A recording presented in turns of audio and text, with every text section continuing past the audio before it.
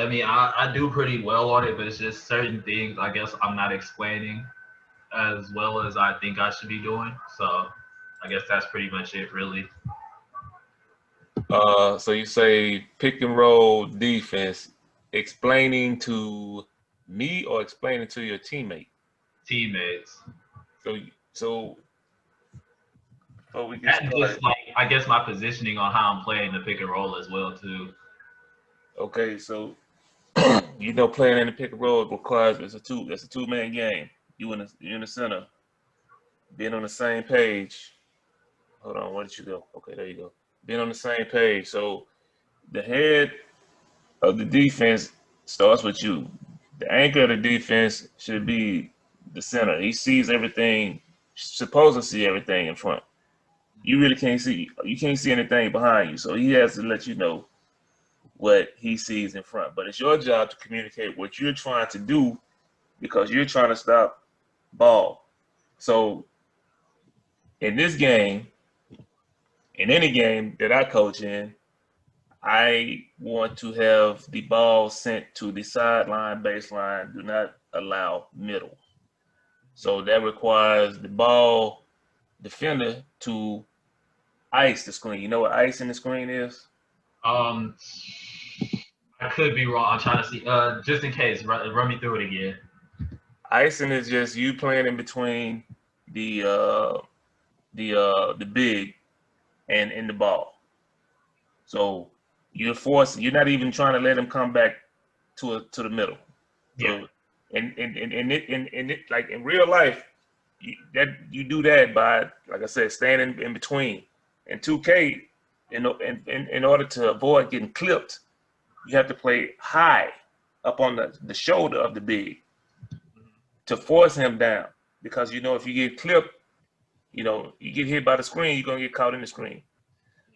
So your center in this situation should be in a catch hedge situation. And let me see if I can bring something up to show you what I'm talking about here. Let me know when you see it.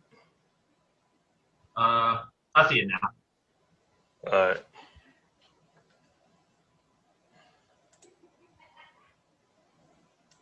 Ball screens. A possible explanation for that is the success. Watch this one right here. All right. So you see red right here, right? You see my arrow? You see my cursor? Oh, yes, I hear. All right. So you see, this is coming in transition. So you will have to do it in transition and in half court, but. Best of Texas. All right. So when I say catch hedge, you see what the center is, right? The center, this guy right here, I don't know. I just saw this clip. I don't know if he's a popper, but I don't know if he's inside. 2K don't have any poppers at 5. So this guy right here, we're not even worried about him because we're thinking 2K right now. So we ain't even thinking about him. So in this respect, the center is in a catch hedge position, meaning that he's dropping, not even because this guy's not a threat. So, and this is the ball defender. So he's going to chase him down. Now, when this becomes a threat, this guy can pick him up. This guy going to be able to get back on top of the ball. Tex defense. I mean, of course, there's a skill pass to the corner. So we're not even trying to worry about that right now. But so more I'm keep going and see if I can find something else. In this video, we'll look at the pros and cons of ice defense. Let's check this out. Why teams are okay. Even though the screen ain't even come up, so don't even worry about that. What I don't know what he's he's doing doing right against it. Screen ain't even come up. Ice a ball screen means to send it to the baseline. Here. Okay, so let's check this one out. Now he playing in front. The screen gonna come. The screen is gonna come. He's gonna come here. Okay. So just watch. Monte Williams changed his foot angles to get on the high side of the ball. See that? You see how he get on the high side? Forces it that way. The big can position himself accordingly. But how far up or down the big actually comes to the ball handler depends on the team and the skill sets of the offensive players involved. All right, let's see another one. I want to see where the center high. We're looking for a situation where the center has to play high because it's 2K we're talking about. You can see the screen unfolding, so he needs to yell it out so the guard knows to change his foot angles. Once that happens, the guard. So you letting him know we forcing, we icing. By pointing to where he's going. That's where he letting him know he's going. That point is to the spot where the big needs to go. That's catch edge right there.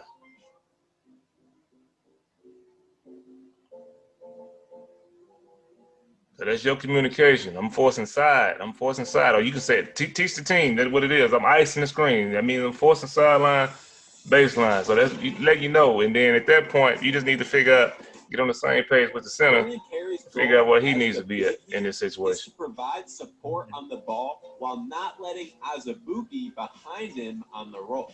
And as long as you can do your job as far as forcing, then your big, y'all should never, like you said, this is a defense that's designed. You don't even need three. You don't need three. You don't need a rotation behind this or anything, because if y'all can do y'all job and force the ball sideline, and the big is in the right position to be able to play high on that and get back to the roll, y'all should be, the situation should be, figured out. Bethune-Cookman just loses all interest in ever really trying the ball screen. Oh, okay. So you got an idea what I'm talking about? Yeah, I mean, I pretty much get what you're saying. It's just primarily like, it's just pretty much forcing him baseline the whole point and just keeping him in a certain, I guess you could say, like not to the point where, because I tend to let, how do I say it? I tend to play the defense to where if I do force him baseline, I'm forcing him to my help, which is the corner person. But at the same time, I don't want the corner to have to play defense for me. So it's like I don't want him to sit there, and if I force him all the way to the corner, I don't want the corner to practically at that point, now he has to guard my man. So it's just right. And in that situation, you shouldn't have to do that, because y'all should be able to, if you do it right, y'all containing the ball. Mm-hmm. Let me see if I can find a 2K game where someone is actually doing it in 2K. Let me share this with you. I don't think I have the game saved, or I don't think anybody streamed it, but we ended up playing Breakout, I think that same day after we played Farewell. And I like, it was one of those games where it's just I'm pretty sure you know it, but the little move that the point guards can do, where like if they're running to the lane, they can do the spin where they spin back, and I mean pretty much, I mean if I see somebody running to the lane, obviously I'm like, okay, I'm gonna play behind him and then just let the center catch it, because I mean the way the defense is, if the center's there, it should be a good enough contest. So it's just, but I would sit there and get to the point where he I don't know, I kept thinking that he was going to the lane and then he kept doing the spin, so it kept happening. But even when, I know at one point I jumped at one and I jumped right in front of him, but it gave me a 6% contest, so it kind of killed my spirits. I'm pretty much playing defense from that point on. Yeah, that this was in half court or transition?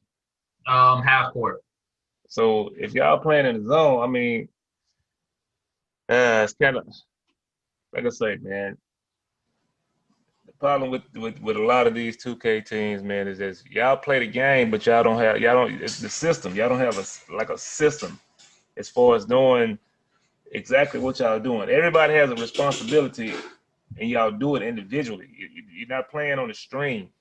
So I can say that you're in a zone, which is a matchup zone. Everyone playing a matchup zone. You should never go past the free throw line in that situation. You should, and especially I would say it in this game, because the big is not a threat. So if you got, like, if you force middle and the dude is penetrating, you shouldn't chase him down past the free throw line. You should pass him off to the center. You know what I'm saying? Until you figure out what's going on. Now, if he's going all the way, then of course you go all the way in, because the center has to pick up. Then you got to pick up his man. But if he going down, and you got to be aware and pay attention. That's got to be a mental note. If he going past the free throw line, then I'm gonna chase down. But if he not going past the free throw line, I'm gonna stop at the free throw line and see what he's doing, and then that way you can get back to that spin. But if you press the gas full throttle, going in, and boom, he hit you at spin, your ass gone. You that's it. You're gonna get You know what I'm saying? He a good shooter. That's a bucket. But let me show you this right quick. And because this live 2K, so this give you a better example of how it works in 2K. We're gonna watch Lux right here, redhead. Okay.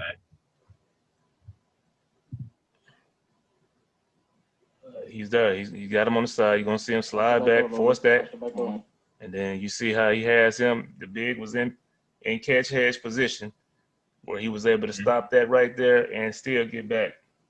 Let me pull that back some.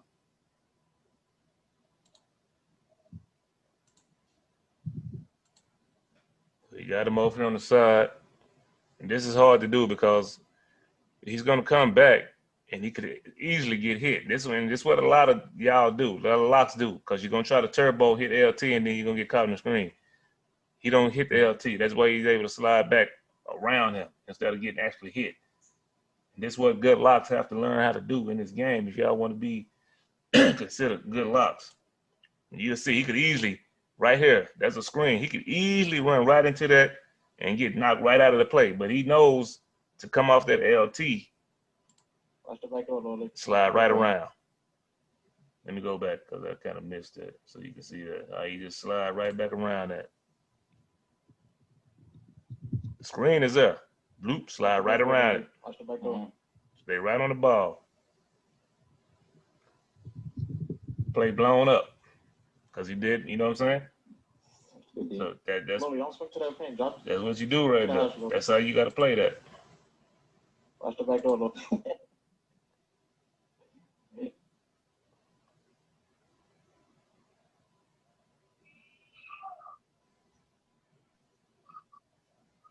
Now, this is what I seen you do. I seen you, instead of doing that, I seen you. How could I explain? This is why I wanted to get in this, because I couldn't explain this on damn, I forgot what clip that was I was watching when you was doing it. Now, like when you end up chasing, I chase a lot of time, and it seemed like you kind of clicking the turbo, kind of click, click, click, because you can see your player move. He's not moving smoothly. He's kind of click, click, click, click, click, click, click, click, click, click, and then you're chasing. I seen that too many times in the clip that I was watching, and I forgot which. I think it was the first one. Let me see. But I'm like, I can see what you're doing with your stick when you was doing it. It's like you tapping the turbo, tap, tap, tap, tap, tap. You can tell how your player was irky jerky moving because you'll get behind and you'll chase the ball. Mm-hmm. That makes sense what I'm trying to say? Yeah. Cause I forgot what I recently was. I don't know if you happen to know him, follow the God. He's pretty much in the little group of people that we usually talk to in the parties and stuff. And I was asking him about it, and he was saying that like he usually, what do you call it? He said he's just started doing that, and it helps on certain situations. But he had sent me the video. He said he had watched it from Sam Fam, so I kind of just tried to figure out on how to use that in a sort of way. But I do get what you're saying though. Like when doing it though, I do see my person like kind of like just moving a little differently versus regular, I guess you could say. Yeah, it's, like to me, it's just saying like you chopping down on the stick, like chopping your feet, like in real life, like a situation where they call you when you close down, you chop your feet on the closeout. It's saying like you chopping your feet when you get hit, so you don't over pursue it. But you in the same sense though, you're chasing, so you're behind the play. It's easy. You can easily get crabbed, or you can easily get whatever. You know what I'm saying? Because you're chasing the ball at that point. But you want to, if you have any specific points on this, or you can share your screen with me, and you can go over it however you want to do it. Okay. Let me see. Okay. Was it able to start screen sharing? That's it. Okay.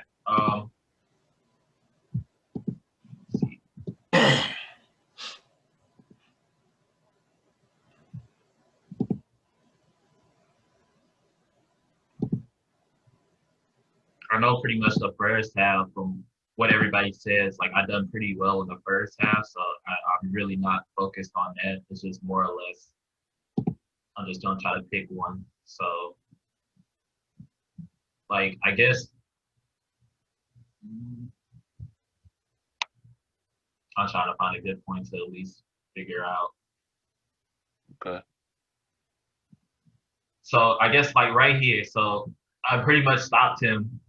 Let me see if I can try to go back You the to light skin because I thought you was dark skin in one of them damn things. I was watching skin color. yeah, this is all me right here with the Okay. yeah, I switched my person for just this little time period. But I guess it's primarily like you said, like we're trying to force in baseline. So like right here, I I think this is like I'm trying to see.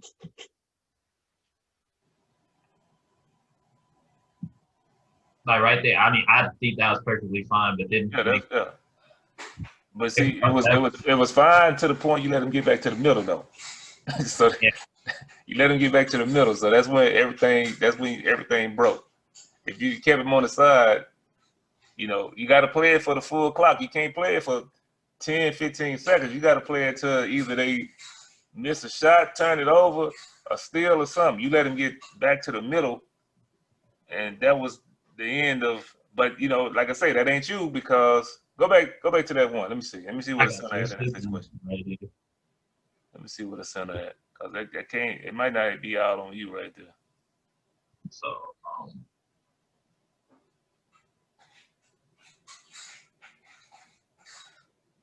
so like we got to stop there, but then just right here, like I tried to slide through, but I was using my right stick too much. So I tried to hope that the right stick would get at least a contact on him, Yeah, but he still got past and just